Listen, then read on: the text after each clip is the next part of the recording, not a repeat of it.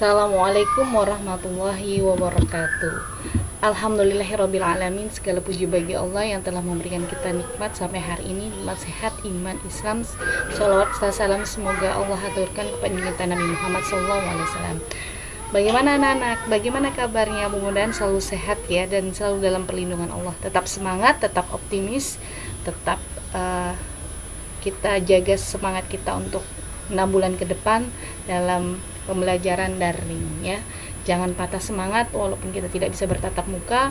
Mudah-mudahan dengan daring ini bisa memberikan kita banyak hikmah, memberikan kita banyak keluasan untuk dapat menimba ilmu, dan Allah ridhoi langkah-langkah kita.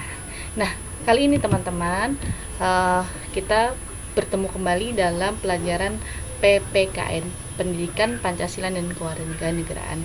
Dari judul mapelnya saja, dari judul materi pelajaran saja, pendidikan Pancasila, maka pendidikan Pancasila dan kewarganegaraan adalah sebuah materi pelajaran, sebuah mapel yang di dalamnya berisi tentang pengetahuan kita tentang Pancasila, kemudian arti, kemudian ideologinya bagaimana, kemudian apa yang bisa kita terapkan dalam kehidupan sehari-hari sesuai dengan nilai-nilai Pancasila, dan bagaimana kemudian menjadi good citizenship, menjadi warga negara yang baik. Nah, kali ini pelajaran kita adalah tentang menerapkan nilai-nilai Pancasila dalam kehidupan sehari-hari. Jadi di dalamnya nanti banyak mengupas nilai-nilai Pancasila dalam kehidupan sehari-hari. Yuk, kita lanjut saja ke slide berikutnya. Nah, anak-anak, Pancasila berada di perisai burung Garuda ya.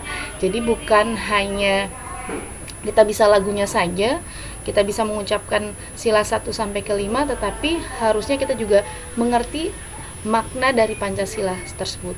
Begitu juga dengan Al-Qur'an. Al-Qur'an diturunkan kepada umat manusia sebagai pedoman hidup. Jadi jangan sampai kemudian kita hanya bisa membacanya saja, tapi kita tidak tahu apa kandungan isi Al-Qur'an. Karena kalau kita hanya tahu saja, hanya membaca saja tetapi tidak tahu kandungannya, maka itu tidak akan bisa kita gunakan dalam kehidupan sehari-hari sebagai pedoman hidup kita. Karena di dalam Al-Qur'an ada larangan, ada kewajiban, ada seruan kebajikan, hal-hal yang harus kita jauhi. Nah, begitu juga Pancasila. Pancasila di dalamnya mengajarkan kepada kita bahwa kita sebagai manusia atau kita sebagai rakyat Indonesia, warga negara Indonesia yang baik, maka kita harus menerapkan nilai-nilai Pancasila dalam kehidupan sehari-hari. Nah, di dalam burung Garuda sendiri ternyata punya banyak makna teman-teman ya, anak-anak semua ya. Kita lihat bahwa di sini misalnya di jumlah helai pada leher burung Garuda 45, kemudian jumlah bulu di sayap 17, kemudian jumlah helai di ekor 19, kemudian helai pada bulu yang bawah adalah 8. Maknanya apa? Ternyata ini adalah tahun kelahiran dari kemerdekaan Indonesia. Ada sila pertama diwakili oleh lambang bintang, kedua rantai, 3 adalah pohon beringin, keempat kepala banteng, dan kelima padi, dan kepastian masing-masing ternyata di dalamnya mengandung butir-butir yang memiliki nilai. Nah, ini ya. Jadi apa sih arti penting kenapa kita harus mengenal Pancasila? Pancasila sendiri sebagai dasar negara adalah menjadi pedoman bagi masyarakat Indonesia. Jadi kalau kita mau menjadi masyarakat Indonesia yang baik, maka jadikan Pancasila sebagai pedoman bagi masyarakat Indonesia. Terus kemudian nilai-nilai dalam Pancasila adalah nilai-nilai yang mendasar ya. Jadi dijadikan peraturan dan dasar dari norma-norma hukum yang berlaku di Indonesia. Jadi banyak sekali nilai-nilai Pancasila yang dijadikan dasar hukum. Misalnya kemanusiaan yang adil dan beradab. Bagi orang Indonesia, bagi warga negara Indonesia, sudah menjadi sepantasnya ketika ke tetangga kita atau teman kita yang terkena musibah, maka kita menolongnya karena kita punya rasa kemanusiaan, dan itu harus dibangun sebagai warga negara Indonesia. Sebagai bangsa Indonesia, kita harus membangun rasa kemanusiaan kita, dan itu sesuai dengan nilai Pancasila. Lanjut ya teman-teman ya, kita lanjut ke sila ke-1. Ada apa sih sila ke-1 ya? Sila ke-1 adalah ketuhanan yang Maha Esa. Jadi intinya di sila ke-1 beribadah sesuai dengan kepercayaan yang dianut. Jadi negara itu memberikan kita banyak sekali keleluasaan, memberikan ruang kepada seluruh warga Indonesia untuk menganut agama yang kita yakini. Jadi tidak ada kemudian negara itu memaksakan kehendak, memaksakan sesuatu agama kepada warga negaranya, tidak. Tetapi negara memberikan keleluasan bagi warga negaranya untuk menganut salah satu agama yang salah satu agama resmi yang ada di Indonesia. Berbeda dengan kemudian di sebuah negara yaitu negara misalnya ada sebuah negara yang agama itu hanya ditentukan oleh negaranya, dan kemudian si rakyat atau si penduduk itu harus menganut agama yang ditentukan oleh negara. Jadi sebuah negara menentukan agama A untuk agama resmi yang ada di negara tersebut, dan warganya, rakyatnya harus mengikuti agama A. Ketika dia beribadah selain dengan agama A tadi, misalnya beribadah dengan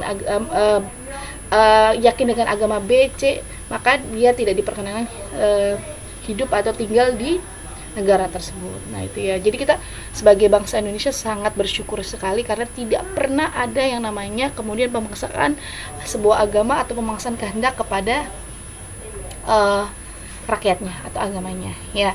Karena kita sudah diberikan keleluasaan dalam beragama, maka sudah sepantasnya kita sebagai warga negara Indonesia yang memaksimalkan keluasaan tersebut ya. Dengan cara apa? Dengan cara beribadah kepada Tuhan yang Maha Esa. Kalau agama Islam kepada Allah Subhanahu wa taala.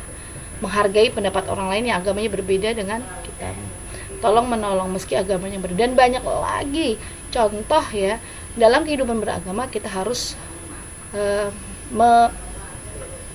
menghadirkan toleransi ya. Jadi dalam ranah kehidupan bermasyarakat, silakan kita saling tolong menolong, saling bantu membantu, menghargai, tetapi dalam kemudian keagamaan silakan beribadah dengan agamanya masing-masing.